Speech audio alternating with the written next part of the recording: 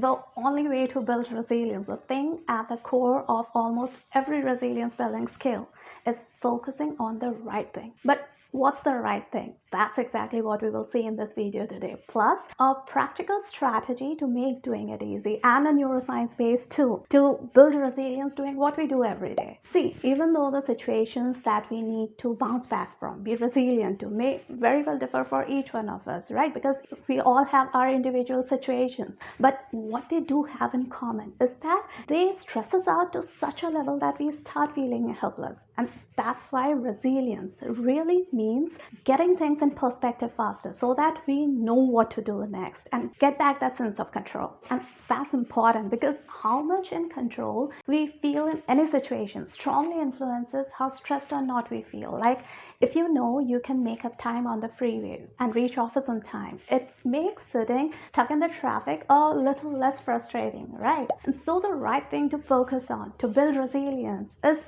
whatever makes you feel in control. Because even when we can't control what's happening, we can still control how we act, react, or respond, right? That's a choice we always have, and that's really powerful because it lets us add our voice to the outcome, influence how things work out, or at least how long they can keep us down. And the simplest way to stay in control is getting into the problem-solving mode, because that works on so many different levels, not only to minimize stress, but also to find a way forward, bounce back faster. So here's a strategy, a structured problem-solving technique that works really well. First of all, we need to make sure that we are moving in the right direction. So after letting the initial emotions of, say, frustration, anger, or disappointment, or whatever play out, ask, what is my priority right now? Like, is it finding what to do next or how to move on, a better way of doing something, or is it minimizing whatever damage has been done? Trying to answer this not only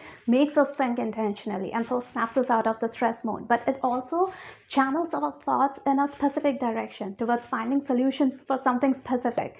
And if finding out what can be done next, what can help, coming up with ideas is proving to be a problem, then what helps is to identify who or where you are willing to take ideas and advice from, sources who can guide you in the right direction. And knowing this helps because whatever ideas we are exposing ourselves to decides to a very large degree how easy or not it's going for us to build resilience. See, resilience is in part decided by our genes, but how big a part it would play, that's decided by the experiences and the environment we find ourselves in. And so whatever options you come up with, focus on the ones that are within your control, because focusing on the things that we can't do anything about, that only leads to a cycle of helplessness and passivity, while considering things that can be done takes us closer to a plan of action. And creating a plan of action helps because it cuts back the uncertainty, the worry about what's next. So whatever you have decided is going to help you reverse engineer that. Ask, if I want this to happen, what needs to be in place? So what needs to be in place for that? And so what needs to be in place for that? Keep asking this till you can ask the next question,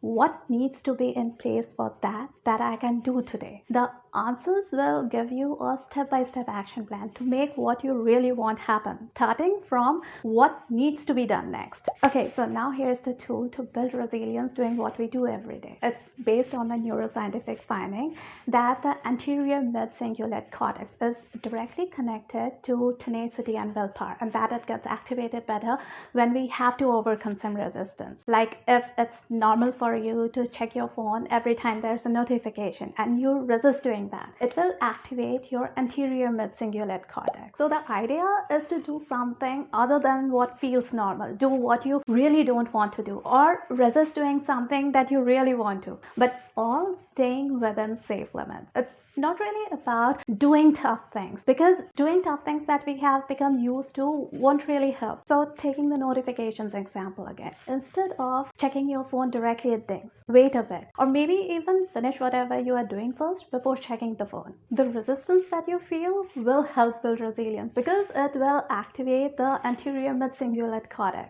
There are also some very effective simple 1-minute habits that not only help become more resilient but also smarter and more productive. I have collected 12 of these in this video over here. Pick the one that suits you best. I hope you found this video useful. Take care and I'll meet you right over there.